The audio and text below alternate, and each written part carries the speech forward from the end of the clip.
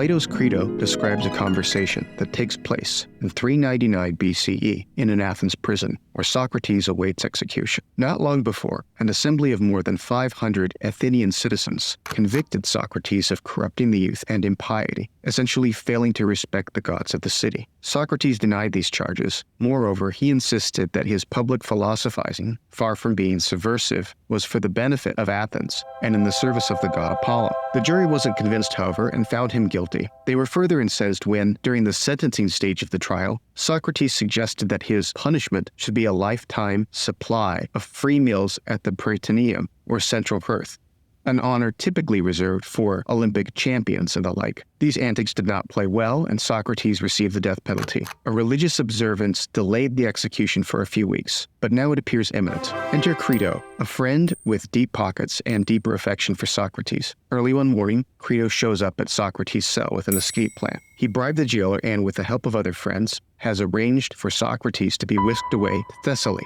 another Greek city-state. There, Socrates can live out his remaining years in exile with his family, who will also leave Athens. Everything has been taken care of except for the hardest part, convincing Socrates to agree with the plan. Anyone who knows Socrates knows that this isn't going to be easy. Crito is determined to save his friend's life, however, and so he comes armed with a battery of arguments. Crito knows that Socrates isn't afraid of death, and so he wisely appeals to considerations that are most likely to resonate with Socrates, his sense of honor, and his obligations to others. Crito begins personally. If Socrates is executed, then he and others will lose an irreplaceable friend. Moreover, people will wonder why Socrates' friends didn't do more to save his life when they had the means to do so. They'll ask, is Crito such a cheapskate that he refused to part with a little money to save his friend's life? Socrates also has obligations to raise and educate his sons, who will be fatherless if Socrates is executed. Finally, in passively accepting his unjust fate, Socrates will be giving his enemies what they want, allowing evil to triumph.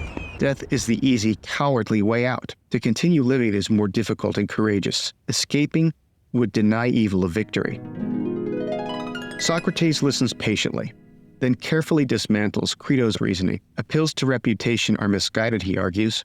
After all, we should care about what is actually just, not what seems just to most people. Appeals to personal relationships are no better. Socrates can't educate his children by setting an example of unjust behavior for them to follow, nor could he be a good friend. As for aiding his enemies, what they want is to harm him. If Socrates were to behave unjustly, he'd be giving them what they want by harming his own soul. With these arguments, Socrates is able to convince Crito that justice is the only issue that really matters. If Socrates can show that escaping would be unjust, then none of Crito's points would carry any weight.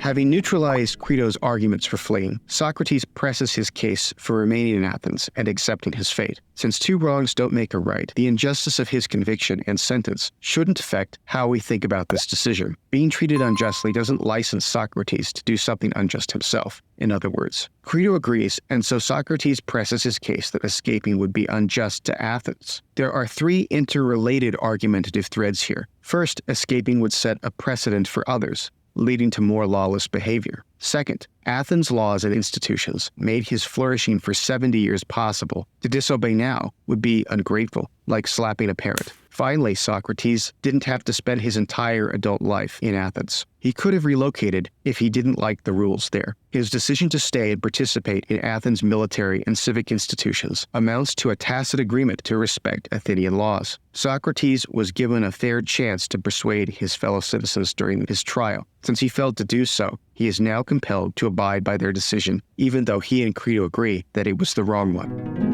Crito was apparently convinced by Socrates' reasoning, but that doesn't mean we have to be. We might resist Socrates at several points. First, we might reasonably doubt the assumption that Socrates' obligations to Athens outweigh, and perhaps even defy, his obligations to his friends and family. Maybe Socrates has this backward, and he should prioritize those other obligations instead. Maybe Socrates can't be a good citizen unless he is first a good friend and father. Arguably, that requires fleeing in these circumstances. We might also think that the state, like a negligent or abusive parent, can behave so badly as to absolve Socrates of any reciprocal obligations. If anything could do this, then it seems like an unjust death sentence could. If that's right, then the social contract would have already been broken, and Socrates would owe Athens nothing by the time he's contemplating escape. Finally, even if the social contract remains intact, it might be that breaking the law is the least bad thing Socrates could do under the circumstances. Allowing an unjust sentence to be carried out might be more harmful to Athens than breaking the law.